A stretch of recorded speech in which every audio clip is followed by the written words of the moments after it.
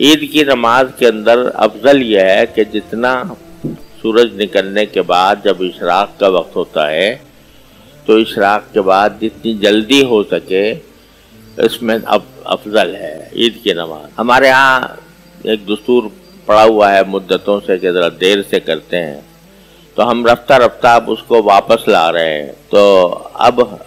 وقت مقرر کیا گیا ہے اس مرتبہ 7:30 بجے اور میدان کے اندر ہوگی۔ عید کی نماز کے لیے بہتر اور مستحب یہی ہے کہ مسجد کے بجائے میدان میں ہو۔ پہلے ہم میدان ہی میں کیا کرتے تھے، لیکن پچھلے چند سالوں میں کچھ اعذار کی وجہ سے